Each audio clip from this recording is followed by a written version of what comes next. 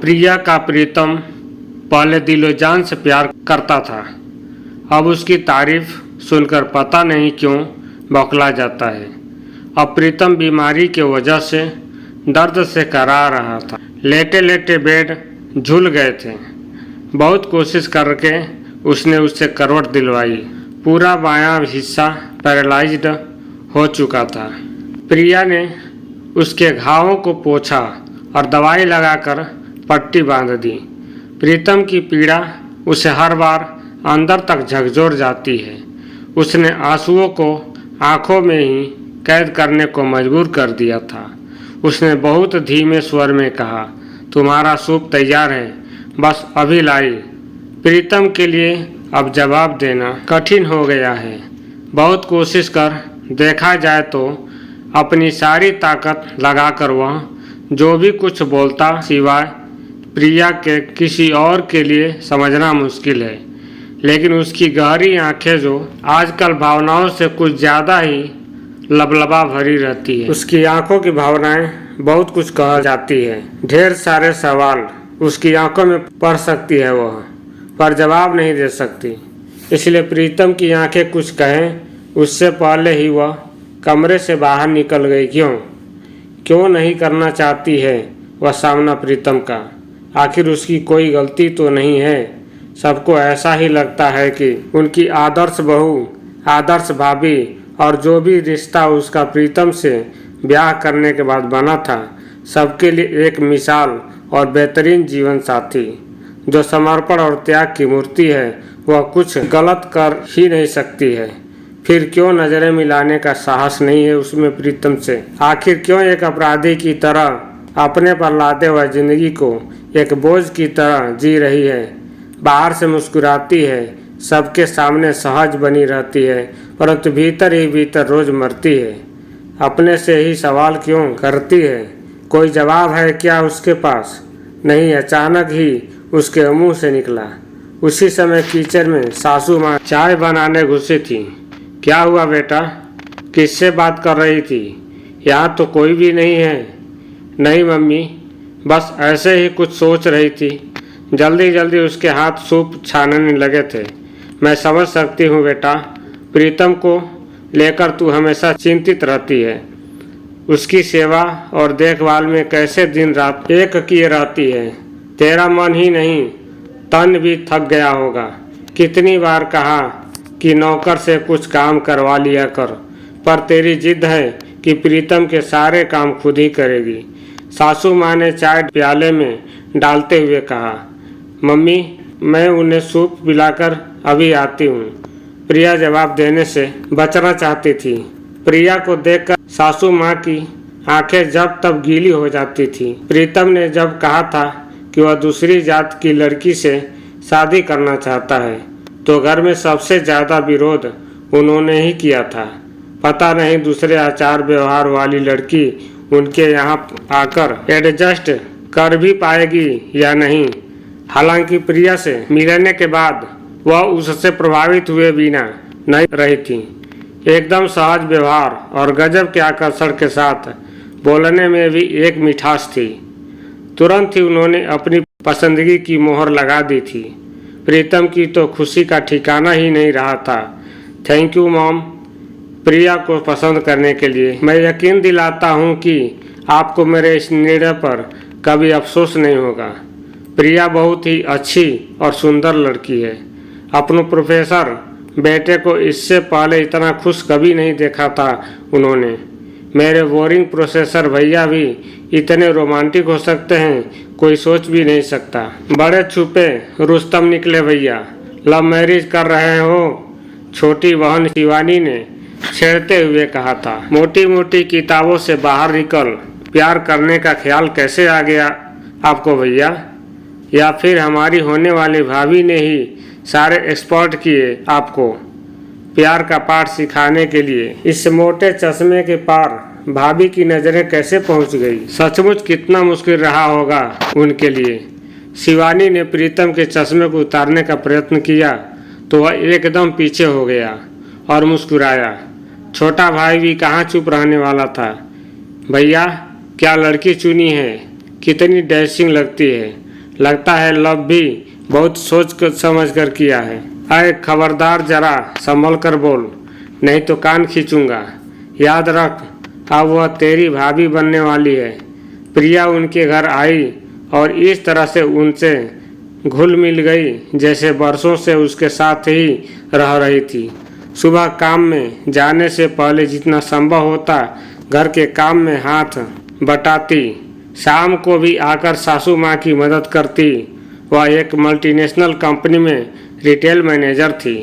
घर में काम करने के लिए हेल्पर थी, पर फिर भी सासू माँ और प्रिया को अपने हाथ से खाना बनाना अच्छा लगता था। सबका मन जीत कर वह परिवार के लोगों की ही नहीं बल्कि तमाम रिश्तेदारों की भी मनपसंद बहू बन गई थी। जो लोग पहले प्रीतम की तारीफ करते नहीं थकते थे, उनकी जुबान पर अब केवल प्रिया का नाम रहने लगा था। उसकी तारीफ, उसकी सराहना झोली भर भर वह बटोरती और अपनी वाक्पटुता और विद्वता से सबको मोहित करती रहती। यह सब बनावटी नहीं था, वह थी ही ऐसी हंसमुख जिंदगी के एक एक पल को जीने वाली। प्रीतम का साथ पाकर वह बेहद खुश थी और प्रीतम भी तो उसके बिना एक पल भी नहीं रहना चाहता था। सब लोग यही कहते थे कि बहू मिले तो ऐसा ही, प्रीतम भी तो कुछ वैसा ही था। उन दोनों की तारीफ किए बिना कोई नहीं रह पाता था। फिर क्या उन्हें किसी की नज़र लग गई?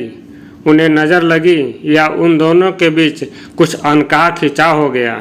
अच्छी बात तो यह थी कि इस बात की भनक सिवाय उन दोनों के और किसी को नहीं लगी। प्रिया ने तौलिया लगाकर चम्मच से सूप प्रीतम के मुंह में डाला, बहुत धीरे धीरे, ताकि उसे तकलीफ न हो। ठीक है ना? ज़्यादा गर्म तो नहीं? नमक ज़्यादा तो नहीं? प्रीतम चुपचाप सूप पीता रहा। स्वाद ठंडा, गर्म, फीका, अच्छा, बुरा, सारे एहसास मर चुके थे उसके। कितना प्यार करता है वह प्रिया को, उसके लिए कुछ भी करने को हमेशा तत्पर रहता था। देखा जाए तो उसके लिए कोई भी कुछ भी करने को तत्पर हो जाएगा। वह है ही ऐसी। और कुछ चाहिए? शाम को खिचड़ी बना दूं? लग रहा था प्रिया खुद से ही जैसे सवाल जवाब कर रही हो। तुम्हारी दवाई का भी वक्त हो गया है। सिर को ऊंचा उठाकर उसने प्रीतम के मुंह में गोली रख दी। पानी पिलाकर मुंह पोंछा। वह खुद दाएं हाथ से गिलास पकड़ने की जिद कर रहा था, पर लकवा मारने के बाद से कमजोरी तो उसके पूरे शरीर में ही आ गई थी। वैसे भी प्रिया को उसके काम करना खुद ही पसंद था। वह जाने के लिए मुड़ी ही थी कि प्रीतम ने अपने दाएं हाथ से उसके कलाई को छुआ। वह थामना चाहता था, मानो उसकी कलाई को। कमजोर हाथों की छुअन भी उसे सिहरा गई। ढेर सारा प्यार उमड़ आया प्रीतम पर। उसका मन हुआ कि वह प्रीतम के सीने से लिपट जाए और इतना रोए कि सारा गुबार बाहर निकल जाए। उसके सामने अपनी गलती का इकरार कर मुक्त हो जाए, उस बोझ से जो उसके दिलो दिमाग को थका रहा था, उसे लगातार चूर चूर कर रहा था। अपने सारे एहसासों को जब्त कर उसने बहुत ठंडेपन से उसकी बाँह छुड़ाते हुए पूछा, कुछ चाहिए क्या? कुछ देर बैठो न मेरे पास। टूटे फूटे शब्द प्रीतम के मुंह से निकले। अधिकार नहीं, याचना का भाव था। क्यों प्रीतम, क्यों तुम इतने विद्वान, प्रखर, बुद्धिजीवी और हर तरह से श्रेष्ठ होने के बावजूद हीनता के शिकार हुए? क्यों तुमने यह ठाना कि इस हीनता, इस बौनेपन जिसे तुमने खुद ओढ़ा था, जो तुम्हारा खुद की ही सोच का सृजन था, से बाहर निकलने के लिए तुम अपनी सारी श्रेष्ठता को दांव पर लगा दोगे? बाद में आती हूँ, प्रिया के लिए असहनीय था प्रीतम की इस लाचारी को देख पाना। प्रीतम किसी भी पहलू से कमतर नहीं था, न है। प्रिया का बिंदासपन, उसकी खिलखिलाती हंसी और शब्दों का जादू, इन्हीं पर तो प्रीतम फिदा हुआ था। फिर क्यों एक वक्त पर प्रीतम को उसकी यही खूबियाँ खलने लगी थीं। इतनी पढ़ी लिखी है, इतना कमाती है, पर अहंकार बिल्कुल नहीं है। और देखो तो घर के कामों में भी निपुण है। कौन कहेगा कि दूसरी जाति है? अपनी तरह से हर कोई उसे सराहता। अपनी प्रशंसा सुनने किसे अच्छा नहीं लगता? वह स्वयं पर इतराती अपनी झोली आगे फैला प्रशंसा बटोरती गई। अपनी तारीफ सुनने का जैसे उसे नशा सा हो गया। कभी उसकी तारीफ में कोई कुछ न कहता तो उसे लगता कि कुछ कमी रह गई है। यकीनन वह बेस्ट थी, लेकिन धीरे धीरे यह नशा उसे मदहोश करने लगा। घंटों वह शीशे के सामने खड़े हो स्वयं को निहारती और मन ही मन प्रशंसा में मिले शब्दों को दोहराती। प्रीतम को पहले जहाँ प्रिया का गुणगान एक सुखद अनुभूति से भर देता था, वहीं अब उसके अहम को ठेस पहुँचाने लगा। उसे प्रिया के सामने अपना अस्तित्व बौना होता महसूस होता था। वह शिखर पर होने के बावजूद नीचे सरक रहा था। वह जब किसी से बात करता तो प्रिया उसके आगे कुछ ऐसा कह देती कि सब वाह करने लगते। उसे लगने लगा कि उसका अच्छा होना, उसके अस्तित्व, उसकी बौद्धिकता और श्रेष्ठता पर कुठाराघात कर रहा है। अपने क्षेत्र में तो वह निरंतर आगे बढ़ रहा था कि पर अपने ही माँ बाप, भाई बहन, नाते रिश्तेदार, मित्र प्रिया को उससे बेहतर मानने लगे थे। सर्वगुण संपन्न होने की उपाधि धारण किए प्रिया इस खुशी में सराबोर थी और उसका भरपूर आनंद उठाना चाहती थी। वह समझ ही नहीं पाई कि उसको मिल रही प्रशंसा से कुंठित होता प्रीतम अपने इर्द गिर्द एक महीन जाला बुन रहा है। उसमें आए बदलाव को यकायक वह समझ नहीं पाई थी। वह अचानक बात बात पर बेवजह उस पर गुस्सा होने लगा, उसकी हर बात को काटने लगा, उसके हर काम में गलतियां निकालने लगा। जब भी कोई प्रिया की तारीफ करता वह मुंह बनाकर या तो वहां से चला जाता या उसकी कमियां गिनाने लगता। जहां एक तरफ प्रिया के लिए प्रशंसा बटोरना एक नशा बन गया था, वहीं प्रीतम के लिए उसे नीचा दिखाना एक जुनून बन गया। वह सबके सामने उसकी बेइज्जती करता। प्रिया उसके प्यार की खातिर सब कुछ सह लेती, या शायद वह कोई प्रतिक्रिया कर अपनी इमेज दूसरों के सामने बिगाड़ना नहीं चाहती थी। हालांकि इस बात का एहसास उसे बहुत बाद में हुआ था। दोनों अपने अपने ढंग से जीने लगे थे, अपनी दुनिया के पैमाने स्वयं गढ़ते हुए। जैसे एक दूसरे के लिए उस दुनिया में जगह ही नहीं रह गई थी। प्रीतम का प्रिया के प्रति क्रूर व्यवहार और उसका विरोध न करना, इस बात से भी प्रिया दूसरों की नज़रों में ऊंची उठ गई। प्रशंसा के साथ अब उससे सहानुभूति भी मिलने लगी। सब प्रीतम को ही बुरा कहने लगे, तू क्यों इसे तंग करता है, और यह है कि वह चुपचाप सब सह जाती है। प्रीतम चिढ़ता गया, बौखलाता गया। उसके अंदर की घुटन इतनी बढ़ी कि वह पहले दरवाजों और दीवार पर और फिर प्रिया पर हाथ उठाने लगा। जब वह एक दिन प्रिया को मारने के लिए हाथ उठा रहा था तो उसे दिल का दौरा पड़ गया और साथ ही शरीर का बाएं हिस्सा भी पैरालाइज्ड हो गया। 1 साल हो गया है प्रीतम को बिस्तर पर पड़े हुए।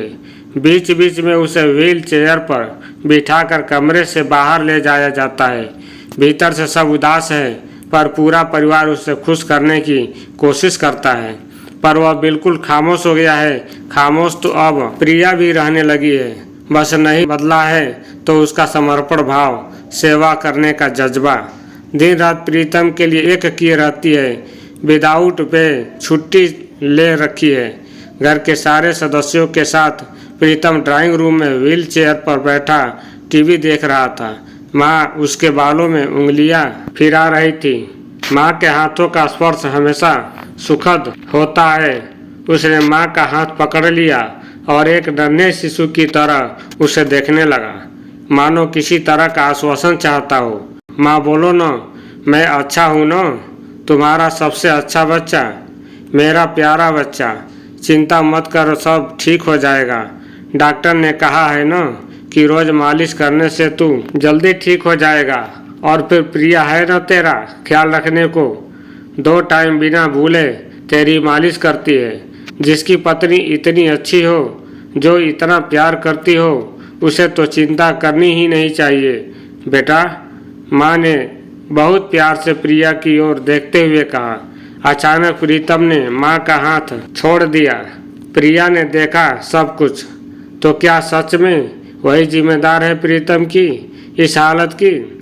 उसका अच्छा होना शिवम के पौरुष को आहत कर गया।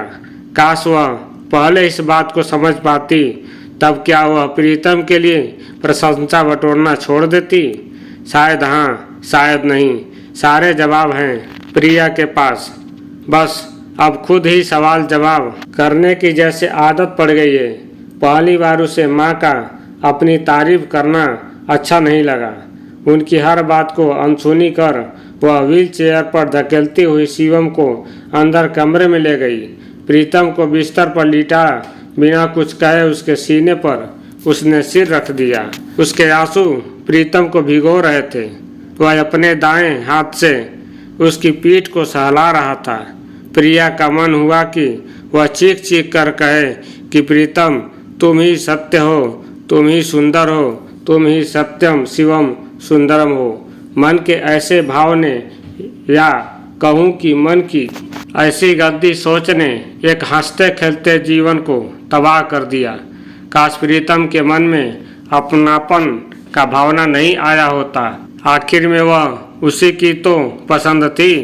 प्रिया को मिलता स्नेह तो प्रीतम को ही तो जाता था, कि आखिर में पसंद तो प्रीतम का ही था।